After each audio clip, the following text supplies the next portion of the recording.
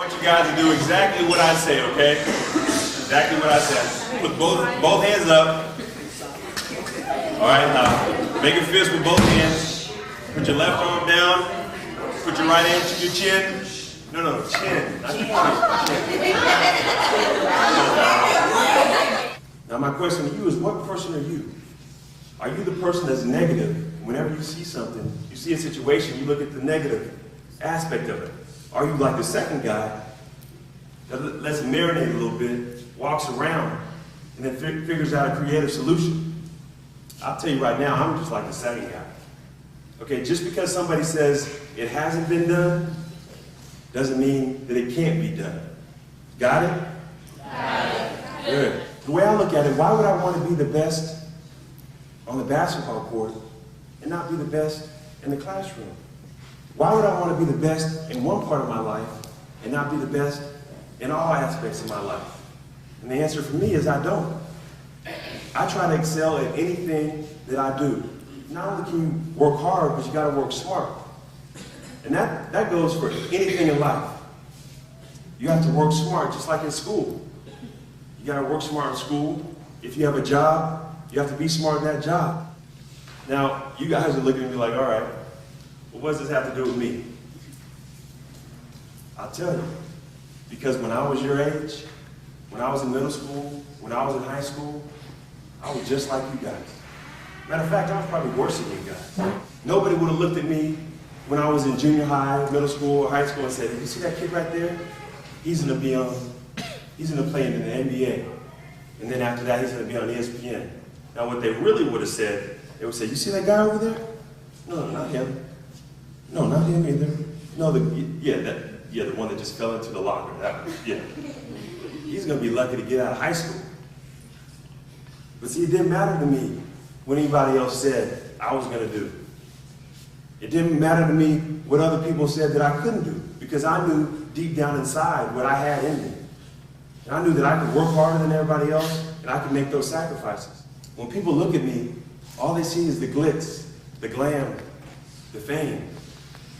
But when people look at me, they don't really see the failure that came into all the stuff that I've accomplished.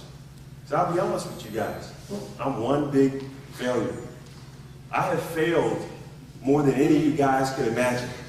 Got it? Got it. Good. I don't mind failing. Because for me, when you fail, that means you're just that much closer to be successful. If you ever meet anybody in your life that has never failed, they've never tried anything. I wasn't drafted in the NBA. Failure. I know a lot of people that didn't get drafted and their dreams stopped. They just gave up.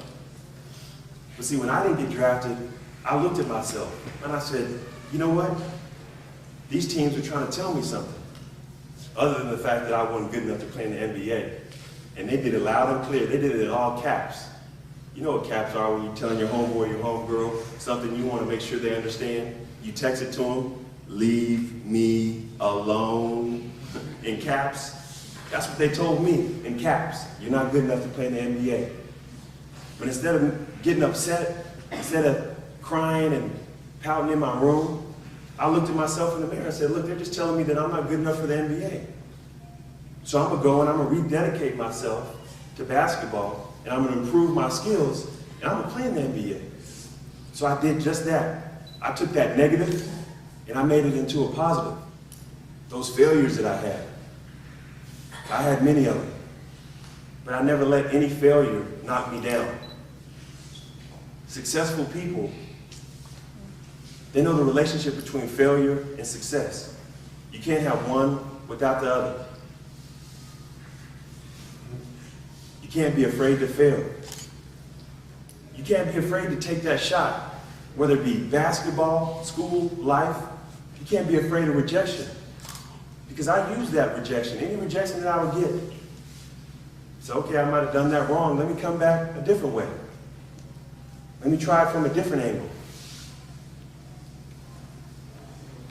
I learned to accept failure for what it is, just part of the process. And that's why I don't have a problem standing in front of you guys and say, I'm a big, huge failure. And because of that, I'm successful.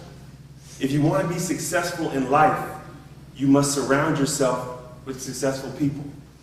Because there's always going to be those people that are going to try to bring you down. Always going to be those people that don't want you to be successful. But you got to believe in yourself, or what you have, and what you can make happen. Got it? Got it. Good.